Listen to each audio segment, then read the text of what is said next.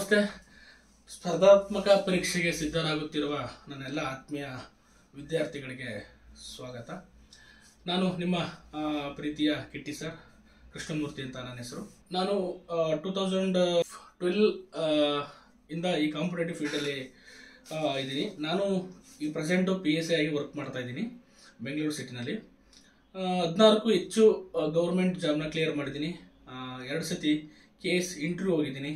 ಒಂದು IAS UPSC ಅದನ್ನು mains ಬರೆದಿದ್ದೀನಿ.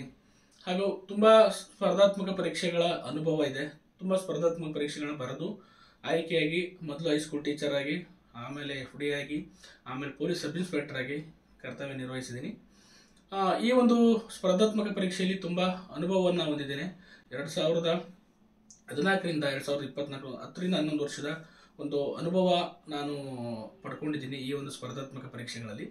ಹಾಗಾಗಿ ಆ ಒಂದು ಸ್ಪರ್ಧಾತ್ಮಕ ಪರೀಕ್ಷೆ ಅನುಭವಗಳನ್ನ ನಾನು ನಿಮ್ಮ ಹತ್ರ ಹಂಚ್ಕೋಬೇಕು ಅಂದ್ಕೊಂಡಿದ್ದೀನಿ. ಅಂದರೆ ಲೈಕ್ ಒಬ್ಬ ವಿದ್ಯಾರ್ಥಿ ಯಾವ ರೀತಿ ಸ್ಪರ್ಧಾತ್ಮಕ ಪರೀಕ್ಷೆಗೆ ತಯಾರಿ ನಡೆಸಬೇಕು. ಯಾಕೆಂತಂದ್ರೆ ಅವನಿಗೆ ಫಸ್ಟ್ ಡಿಗ್ರಿ ಮುಗಿಸಿ PU ಮುಗಿಸಿ ಬಂದಮೇಲೆ ಕೆಲವರು PUC ಮುಗಿಸಿ ಸ್ಪರ್ಧಾತ್ಮಕ ಪರೀಕ್ಷೆಗಳನ್ನ ಬರೆಯೋಕ್ಕೆ ಸ್ಟಾರ್ಟ್ ಮಾಡ್ತಾರೆ. PC, SDA, ಮತ್ತೆ GD ಎಕ್ಸಾಮ್ಸ್ಗಳು, ಆರ್ಮಿ ಎಕ್ಸಾಮ್ಸ್, ನೇವಿ ಎಕ್ಸಾಮ್ಸು, ತುಂಬ ಆಪರ್ಚುನಿಟೀಸ್ ಇದೆ. ಡಿಗ್ರಿ ಮುಗಿದಾದ್ಮೇಲೂ ಸಹ ತುಂಬ ಆಪರ್ಚುನಿಟೀಸ್ ಇದೆ. ಸ್ಟೇಟ್ ಗೌರ್ಮೆಂಟು ಮತ್ತು ಸೆಂಟ್ರಲ್ ಗೌರ್ಮೆಂಟು ತುಂಬ ಎಕ್ಸಾಮ್ಸ್ಗಳು ಇದೆ. FDA, police sub inspector, KS, RI, commercial tax inspector, account assistant, ತುಂಬ ಎಕ್ಸಾಮ್ಸ್ ಇದೆ. ಅದೇ ರೀತಿ ಸೆಂಟ್ರಲ್ ಗೌರ್ಮೆಂಟಲ್ಲಿ BS ಇದಕ್ಕೆ ಹೋಗ್ಬೋದು. ನೀವು CDS ಎಕ್ಸಾಮ್ ಬರೀಬೋದು, ಕಂಬೈನ್ಡ್ ಡಿಫೆನ್ಸ್ ಸರ್ವಿಸ್ ಎಕ್ಸಾಮ್ ಬರ್ಬೋದು, ಅಸಿಸ್ಟೆಂಟ್ ಕಮಾಂಡೆಂಟ್ ಎಕ್ಸಾಮ್ ಬರೀಬೋದು, ರೈಲ್ವೆ ಎಕ್ಸಾಮ್ಸು, ಬ್ಯಾಂಕಿಂಗ್ ಎಕ್ಸಾಮ್ಸು, ಮತ್ತು ಇನ್ನು UPSC ಏನು IAS KS ಅಂತದ್ದು ಬರೀಬೋದು. ಹೀಗೆ PUC ಮುಗಿದಾದ್ಮೇಲೂ ತುಂಬ ಆಪರ್ಚುನಿಟೀಸ್ ಇದೆ, ಮತ್ತು ಡಿಗ್ರಿ ಮುಗಿಸಾದ್ಮೇಲೂ ತುಂಬ ಆಪರ್ಚುನಿಟೀಸ್ ಇದೆ. ಆದರೆ ಈ ಎಲ್ಲ ಎಕ್ಸಾಮ್ಸ್ಗಳಿಗೂ ಒಂದಷ್ಟು ಬೇಸಿಕ್ಸ್ ಕಾಂಪಿಟೇಟಿವ್ ರೂಲ್ಸ್ ಅಂತ ಇರುತ್ತೆ. ಬೇಸಿಕ್ ಅಂದರೆ ನೀವು ಗೊತ್ತಿರಬೇಕು. ಇಷ್ಟು ಮಿನಿಮಮ್ ನೀವು ಏನಾದರೂ ಯಾವುದೋ ಎಕ್ಸಾಮ್ಗೆ ರೆಡಿ ಆಗಬೇಕು ಅಂದರೆ ನಾನು ಹೇಳೋ ಒಂದಷ್ಟು ರೂಲ್ಸ್ನ ನೀವು ಫಾಲೋ ಮಾಡಲೇಬೇಕಾಗುತ್ತೆ. ಯಾವುದು ಅಂತಂದರೆ ತುಂಬ ಸಿಂಪಲ್ ಇದೆ. ಸ್ಪರ್ಧಾತ್ಮಕ ಪರೀಕ್ಷೆ ಅಂತಂದರೆ ಇದು ನಿಮ್ಮ ಕನ್ಸಿಸ್ಟೆನ್ಸಿ, ನಿಮ್ಮ ಎಫರ್ಟ್, ಹಾರ್ಡ್ ವರ್ಕ್, ನಿಮ್ಮ ಡೆಡಿಕೇಶನ್ ಮೇಲೆ ಡಿಪೆಂಡ್ ಆಗಿರುತ್ತೆ ಹೊರತು ಯಾವುದೇ ಹಣ, ಇನ್ಫ್ಲೂಯೆನ್ಸ್ ಇದರಿಂದ ಡಿಪೆಂಡ್ ಆಗಿರಲ್ಲ. ಯಾಕಂತಂದರೆ ತುಂಬ ಬಡತನದಲ್ಲಿ ಓದಿರೋ ಮಕ್ಕಳುಗಳು ಸಹ IAS KS ಆಗಿದ್ದಾರೆ. ಏನೂ ಗತಿ ಇಲ್ದರು ಮಕ್ಕಳುಗಳು UPSC ಎಕ್ಸಾಮ್, KS ಎಕ್ಸಾಮ್ನ ಕ್ಲಿಯರ್ ಮಾಡಿದ್ದಾರೆ. ಅದೇ ರೀತಿ ಯಾರು ಡೆಡಿಕೇಶನ್ನಿಂದ ವರ್ಕ್ ಮಾಡ್ತಾರೆ ಅವರಿಗೆ ಸಕ್ಸಸ್ ಸಿಗುತ್ತೆ.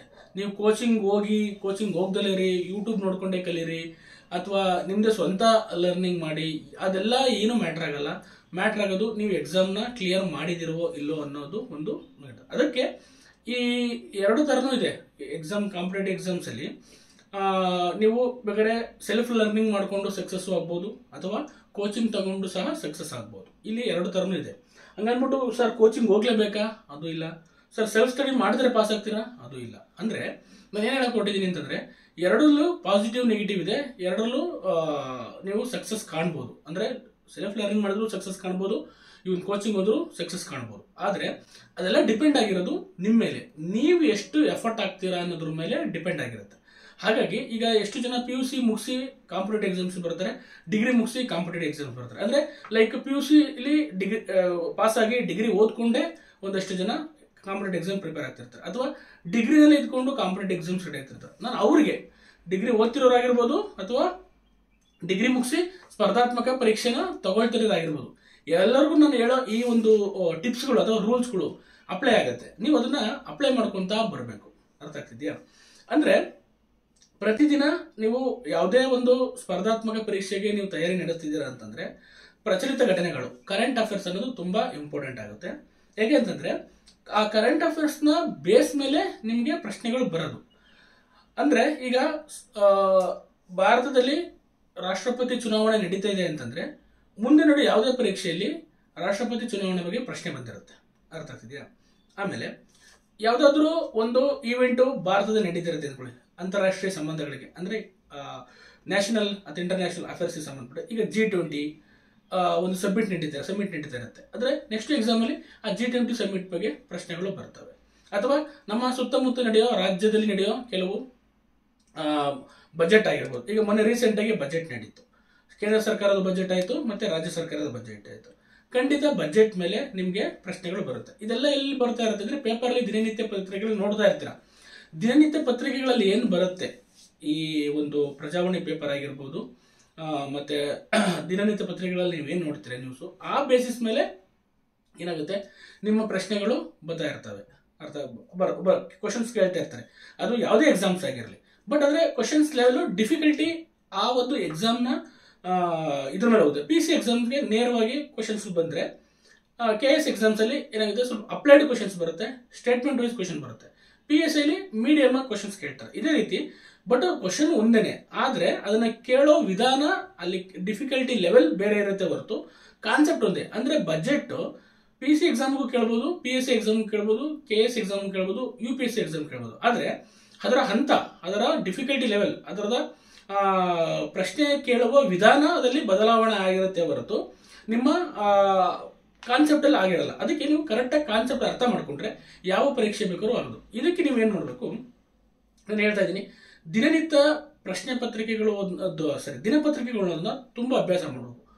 ಯಾವುದೇ ಕಾಂಪಿಟೇಟಿವ್ ಎಕ್ಸಾಮ್ ವಿದ್ಯಾರ್ಥಿ ಅದು ಅವನು ಯಾವ ಎಕ್ಸಾಮ್ಗೆ ತಯಾರಿ ನಡೆಸ್ತಾ ಇರಲಿ, ಬೇಸಿಕ್ ಫಸ್ಟ್ ರೂಲ್ ಅವನು ತನ್ನ ಸುತ್ತಮುತ್ತ ನಡೀತಿರೋ ಎಲ್ಲ ವಿಚಾರಗಳನ್ನ ತಿಳ್ಕೊಬೇಕಾಗತ್ತೆ. ಒಂದು ಆ ವಿಚಾರಗಳನ್ನ ತಿಳ್ಕೊಬೇಕು ಅಂತಂದ್ರೆ ನಿಮಗೆ ತುಂಬ ಮಾಧ್ಯಮಗಳಿದೆ. ಈಗ ಸೋಷಿಯಲ್ ಮೀಡಿಯಾ ಇದೆ, ಮತ್ತು ನ್ಯೂಸ್ ಚಾನೆಲ್ಸ್ಗಳಿದೆ. ಆದರೆ ನಮ್ಮ ಸ್ಪರ್ಧಾತ್ಮಕ ಪರೀಕ್ಷೆಗಳಲ್ಲಿ ನಾವು ಮುಂದೆ ಬರೋ ಎಕ್ಸಾಮ್ಸ್ಗಳಿಗೆ ನಾವು ರೆಡಿ ಆಗಬೇಕು ಅಂತಂದಾಗ ಏನು ಮಾಡಬೇಕು, ನೀವು ದಿನಪತ್ರಿಕೆಗಳನ್ನ ಓದೋದು ಅಭ್ಯಾಸ ಮಾಡ್ಕೋಬೇಕು. ಮತ್ತು ಅದರಿಂದಲೇ ಪ್ರಶ್ನೆಗಳು ಬರ್ತವೆ. ಒಂದು ಇಂಗ್ಲೀಷ್ ಪತ್ರಿಕೆ, ಒಂದು ಕನ್ನಡ ಪತ್ರಿಕೆನ ಓದೋದನ್ನ ಈಗಲಿಂದಲೇ ಅಭ್ಯಾಸ ಮಾಡ್ಕೊಳ್ಳಿ. ಇವನ್ ಅದು ನೀವು ಡಿಗ್ರಿ ಆಗಿರಿ, ಇವನ್ ಪಿ ಯು ಸಿ ಆಗಿರಿ, ಪತ್ರಿಕೆಗಳ ಅಭ್ಯಾಸ ಮಾಡಿಕೊಂಡು ಅದರಲ್ಲಿ ಬರೋ ಇಂಪಾರ್ಟೆಂಟ್ ಪಾಯಿಂಟ್ಸ್ಗಳು, ಅಂದರೆ ಪರೀಕ್ಷೆಗಳಲ್ಲಿ ಬರೋ ಕ್ವಶನ್ಸ್ ಕೇಳ್ಬೋದಾದಂಥ ಟಾಪಿಕ್ಗಳನ್ನ ಮಾತ್ರ ಓದಬೇಕು. ಈಗ ಕೆಲವು ಫಿಲಮ್ಸ್ ಬಗ್ಗೆ ಬರುತ್ತೆ, ಫಿಲಮ್ಸ್ ಬಗ್ಗೆ ಕೇಳ್ತಾರೆ. ಆದರೆ ಯಾವ ಫಿಲಮ್ಸ್ ಬಗ್ಗೆ ಕೇಳ್ತಾರೆ, ಅಂತಾರಾಷ್ಟ್ರೀಯ ಮಟ್ಟದಲ್ಲಿ, ರಾಷ್ಟ್ರೀಯ ಮಟ್ಟದಲ್ಲಿ ಕೇಂದ್ರ ಪ್ರಶಸ್ತಿಗಳನ್ನ ಪಡೆದ, ಅಥವಾ ರಾಜ್ಯ ಪ್ರಶಸ್ತಿಗಳನ್ನ ಪಡೆದ, ಅಥವಾ ಆಸ್ಕರ್ ಪ್ರಶಸ್ತಿ ಪಡೆದ ಚಿತ್ರಗಳ ಬಗ್ಗೆ ಕ್ವಶನ್ಸ್ ಕೇಳ್ತಾರೆ. ಅಂದರೆ ಸಿನಿಮಾಗಳ ಬಗ್ಗೆ ಕ್ವಶನ್ಸ್ ಕೇಳ್ತಾರೆ. ಅದು ಬಿಟ್ಟು ಯಾರು ಲೋಕಲ್ ಸಿನಿಮಾಗಳಲ್ಲಿ ಏನು ಸುಮ್ಮನೆ ಅವರು ಇವರು ಮಾಡ್ತಿರ್ತಾರಲ್ಲ ಬಾಸ್ಗಳು, ಆ ಥರ ಫಿಲಮ್ ಇದನ್ನ ಕೇಳಲ್ಲ ಎಕ್ಸಾಮ್ಸಲ್ಲಿ. ಅದು ಅವರು ಏನಾದರೂ ಅದು ಇಂಪಾರ್ಟೆನ್ಸ್ ಇದ್ರೆ, ಎಕ್ಸಾಮ್ ಇಂಪಾರ್ಟೆನ್ಸ್ ಇದ್ರೆ ಮಾತ್ರ ನೀವು ಓದಬೇಕಾಗುತ್ತೆ. ಇನ್ನು ಸ್ಪೋರ್ಟ್ಸ್ ಸ್ಪೋರ್ಟ್ಸ್ ಅಷ್ಟೇ, ಎಲ್ಲ ಸ್ಪೋರ್ಟ್ಸ್ ಓದೋ ಅವಶ್ಯಕತೆ ಇಲ್ಲ. ಅದ್ರಲ್ಲಿ ವರ್ಲ್ಡ್ ಕಪ್ ಆಗಿರ್ಬೋದು, T20 ವರ್ಲ್ಡ್ ಕಪ್ ಆಗಿರ್ಬೋದು, ICC ವರ್ಲ್ಡ್ ಕಪ್ಗಳಾಗಿರ್ಬೋದು, ಮೊನ್ನೆ ನಡೆದ ಚಾಂಪಿಯನ್ಸ್ ಲೀಗ್ ಆಗಿರ್ಬೋದು. ಈ ರೀತಿ ನೋಡಿ, ಮೊನ್ನೆ ಚಾಂಪಿಯನ್ಸ್ ಲೀಗ್ ನಡೀತು, ಇಂಡಿಯಾ ವರ್ಸಸ್ ನ್ಯೂಜಿಲೆಂಡ್ ನಡೀತು. ಎಲ್ಲಿ ನಡೀತು, ಹೈಬ್ರಿಡ್ ಮಾದರಿ ಅಂದ್ರೆ ಏನು, ಯಾಕೆ ದುಬೈಲಿ ನಡೆಸಿದ್ರು, ಇದೆಲ್ಲ ನೀವು ವಿಷಯಗಳನ್ನ ತಿಳ್ಕೊಂಡಿರ್ಬೇಕಾಗತ್ತೆ. ಇದು ಸ್ಪರ್ಧಾತ್ಮಕ ಪರೀಕ್ಷೆಯಲ್ಲಿ ಕೇಳೋ ಪ್ರಶ್ನೆಗಳು. ಯಾಕೆಂದ್ರೆ ಈಗ ಆರ್ಗನೈಸ್ ಮಾಡಿದ ಪಾಕಿಸ್ತಾನ ಆದ್ರೂ ದುಬೈಲಿ ನಡೆಸಿದ್ದಾರೆ ಇದನ್ನ. ಈ ರೀತಿ ಪ್ರಶ್ನೆಗಳು ಬರ್ತಾ ಇರುತ್ತೆ. ಅದಕ್ಕೆ ದಿನನಿತ್ಯ ಪತ್ರಿಕೆಗಳನ್ನು ನೀವು ಓದ್ತಾ ಇದ್ರೆ ನಿಮಗೆ ನಿಮ್ಮ ಕರೆಂಟ್ ಅಫೇರ್ಸ್ ಅಪ್ಡೇಟ್ ಆಗುತ್ತೆ. ಅದನ್ನ ನೋಟ್ಸ್ ಮಾಡ್ತಾ ಹೋಗ್ಬೇಕು. ಒಂದೊಂದು ಟಾಪಿಕ್ ಒಂದು ನೋಟ್ಸ್ ಇಟ್ಕೊಂಡ್ಬಿಟ್ಟು ಅದು ಡಿವೈಡ್ ಮಾಡಿ, ನೀವು ನಿಮ್ಮ ಒಂದು ನೋಟ್ಸ್ನ ಡಿವೈಡ್ ಮಾಡಿ. ಈಗ ರಾಜಕೀಯ ಇದು ಏನು, ಕಾನ್ಸ್ಟಿಟ್ಯೂಷನ್ಗೆ ಸಂಬಂಧಪಟ್ಟಿದ್ದು, ಜಿಯೋಗ್ರಫಿ ಸಂಬಂಧಪಟ್ಟಿದ್ದು, ಪ್ರಶಸ್ತಿಗಳಿಗೆ ಸಂಬಂಧಪಟ್ಟಿದ್ದು, ಮತ್ತೆ ಆಯ್ಕೆಗಳು, ಯಾರ ನೇಮಕಾತಿ ನಡೀತಾ ಇರುತ್ತೆ ನೇಮಕಾತಿಗಳಿಗೆ ಸಂಬಂಧಪಟ್ಟಿದ್ದು, ಹೈಕೋರ್ಟ್ ಸುಪ್ರೀಂ ಕೋರ್ಟ್ ಡಿಸಿಷನ್ಸ್ಗಳಿಗೆ ಸಂಬಂಧಪಟ್ಟಿದ್ದು, ಈ ಥರ ಡಿವೈಡ್ ಮಾಡಿಕೊಂಡು ಅಲ್ಲಿ ಬರೋ ಪಾಯಿಂಟ್ಸ್ಗಳನ್ನ ಬರ್ಕೊಂತ ಹೋಗಿ. ಇದು ಒಂದು. ನೆಕ್ಸ್ಟ್ ಅದಕ್ಕೆ ಸಂಬಂಧಪಟ್ಟಂಗೆ ಕರೆಂಟ್ ಅಫೇರ್ಸ್ ಒಂದು ತಿಂಗಳಿಗೆ ಒಂದು ಮ್ಯಾಗ್ಝಿನ್, ಯಾವುದಾದ್ರೂ ಒಂದು ಒಳ್ಳೆ ಗುಡ್ ಮ್ಯಾಗ್ಝಿನ್ ತಗೊಳ್ಳಿ. ಸ್ಪರ್ಧಾತ್ಮಕ ಪರೀಕ್ಷೆಗೆ ಒಂದು ಮ್ಯಾಗ್ಝಿನ್ ತಗೊಂಡು ಆ ಮ್ಯಾಗ್ಝಿನ್ ರೆಫರ್ ಮಾಡ್ತಾ ಹೋಗಿ. ನೀವು ಆಲ್ರೆಡಿ ಈಗ ಪೇಪರ್ ಓದಿರ್ತೀರಾ, ಎಷ್ಟೋ ಇನ್ಫಾರ್ಮೇಶನ್ ಓದಿರ್ತೀರ. ಆ ಇನ್ಫಾರ್ಮೇಶನ್, ಎಕ್ಸ್ಟ್ರಾ ಇನ್ಫಾರ್ಮೇಶನ್ ನಿಮಗೆ ಇನ್ನು ಈ ಒಂದು ಮ್ಯಾಗ್ಝಿನ್ ಅಲ್ಲಿ ಸಿಗುತ್ತಾ ಹೋಗುತ್ತೆ. ಇದು ಫಸ್ಟ್ ರೂಲ್. ಅಂದ್ರೆ read current affairs, read news paper, ಒಂದೇದು. ಎರಡನೇದು ಓಲ್ಡ್ ಕ್ವಶನ್ ಪೇಪರ್. ನೀವು ಯಾವುದೇ ಎಕ್ಸಾಮ್ಗೆ ರೆಡಿಯಾಗಿ ಓಲ್ಡ್ ಕ್ವಶನ್ ಪೇಪರ್ ಒಂಥರ ಗೂಗಲ್ ಮ್ಯಾಪ್ ಇದ್ದಂಗೆ ನಮಗೆ. ಅಂದ್ರೆ ನಮ್ಮ ಡೆಸ್ಟಿನಿ ಎಲ್ಲಿಗೆ ಹೋಗ್ಬೇಕು, ಎಲ್ಲಿ ರೀಚ್ ಆಗಬೇಕು, ಯಾವ ದಾರಿಲಿ ಹೋದ್ರೆ ನಾವು ಬೇಗ ರೀಚ್ ಆಗ್ತೀವಿ, ಟ್ರಾಫಿಕ್ ಎಲ್ಲಿರಲ್ಲ ಅನ್ನೋದನ್ನ ಹೆಂಗೆ ನಾವು ಗೂಗಲ್ ಮ್ಯಾಪ್ ಹಾಕೊಂಡು ಹೋಗ್ತೀವೋ ಅದೇ ರೀತಿ ಕ್ವಶನ್ ಪೇಪರ್ನ ನಾವು ನೋಡ್ತಾ ಇರಬೇಕು. ಅವು ಗೂಗಲ್ ಮ್ಯಾಪ್ ಇದ್ದಂಗೆ.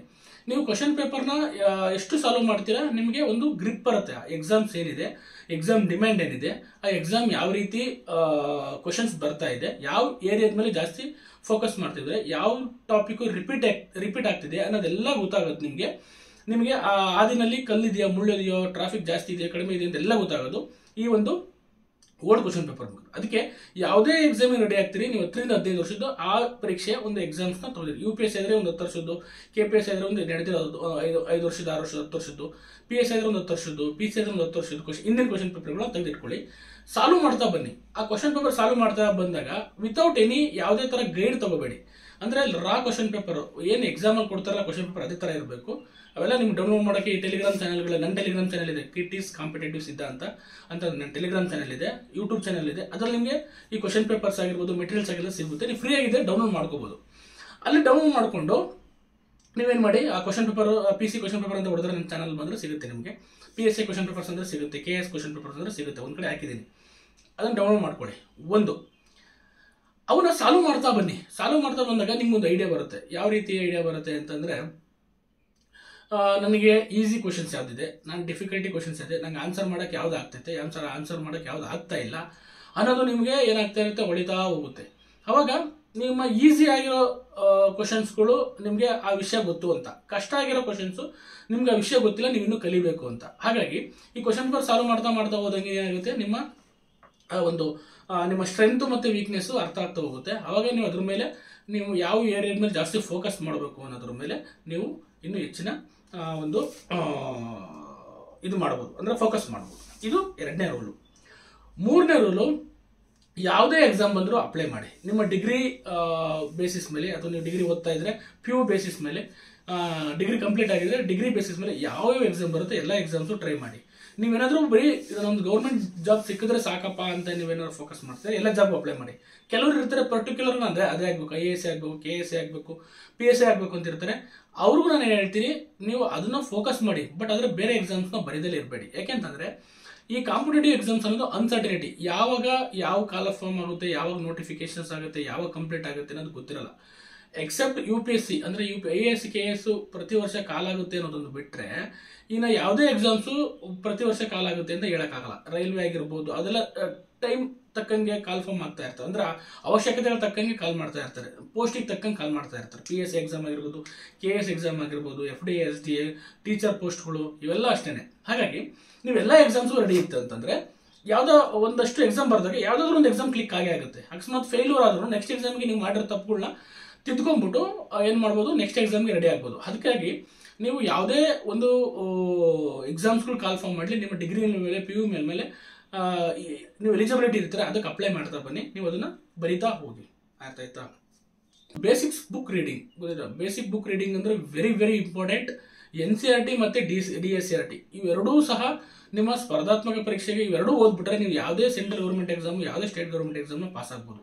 ಹೆಂಗೆ ಓದಿರಬೇಕು ಅಂತಂದರೆ, DSCRT ಮತ್ತು NCERTನ ಪ್ರತಿಯೊಂದು ಲೈನ್ ಟು ಲೈನ್ ಓದಿರಬೇಕು. ಯಾವುದೇ ಲೈನು ಈ ಪೇಜಲ್ಲಿ ಇದೇ ಲೈನ್ ಇದೆ ಅನ್ನೋ ಹೇಳೋ ಲೆವೆಲಿಗೆ ನಿಮ್ಮ ಪ್ರಿಪರೇಷನ್ ಇರಬೇಕು, ಪ್ರಾಕ್ಟೀಸ್ ಇರಬೇಕು, ರಿವಿಷನ್ಸ್ ಆಗಿರಬೇಕು.